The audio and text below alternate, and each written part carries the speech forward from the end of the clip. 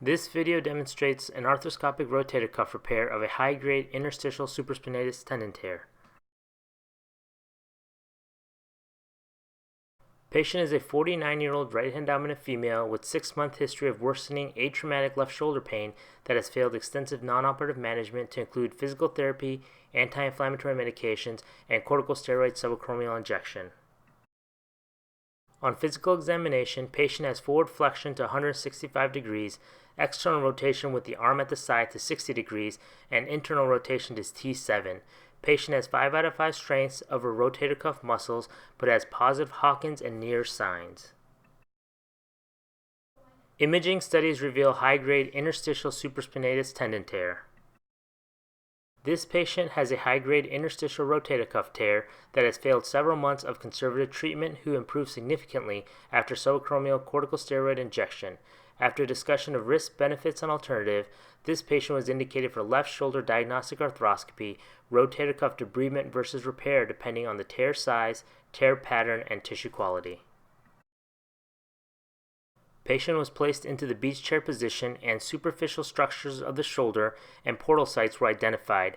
Anticipated portal sites include a posterior portal, 2 lateral portals, and 1 anterior portal. Diagnostic arthroscopy begins with the arthroscope in the posterior portal. Diagnostic arthroscopy was performed and revealed posterior labral fraying that was debrided to a stable margin.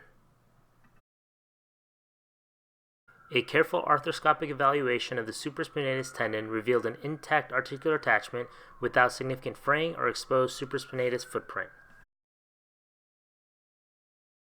The arthroscope was placed through the posterior portal into the subacromial space and bursal tissue was debrided. The arthroscope is then placed into the posterior lateral portal where it remained for the remainder of the case. Careful evaluation of the rotator cuff revealed no bursal-sided tear, but there was an area of lax and patulous tendon. After placing a spinal needle into this area, approximately 5 cc of normal saline was injected into the tendon. This produced a positive bubble sign as described by Lowe in 2002, where there was an expansion within the supraspinatus tendon.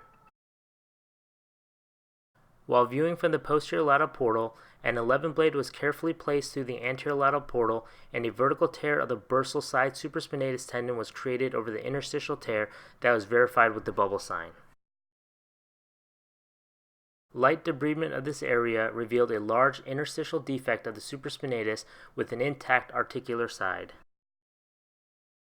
Next, a thorough debridement of the exposed footprint down to cancellous bone was performed with an arthroscopic shaver to aid in healing of the rotator cuff tendon. An arthroscopic grasping instrument was used to reduce the rotator cuff tear and help plan fixation strategy for this inverted T-shaped tear.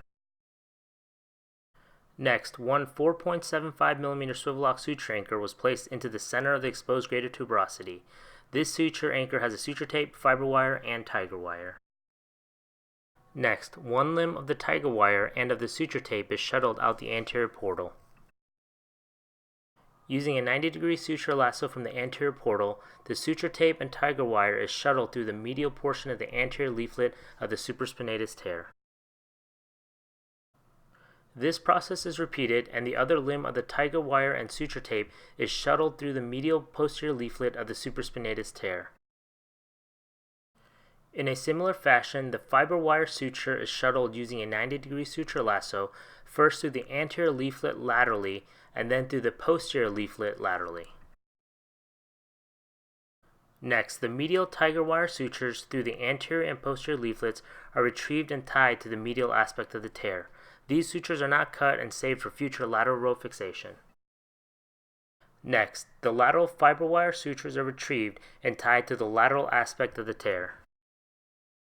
Now the fiber wire, tiger wire, and suture tape sutures are retrieved and using a solid cannula to gauge the reduction, the lateral fixation site is determined and prepared with electrocautery. These sutures are loaded onto another 4.75 mm swivel lock suture anchor and after appropriate preparation and tensioning, the suture anchor is placed securing lateral row fixation. Arthroscopic evaluation at this time revealed a stable rotator cuff repair. Post-operatively, patient is placed into a sling, performing Codman's exercises only for 6 weeks. She then starts physical therapy for active range of motion for 6 weeks, followed by strengthening. Thank you.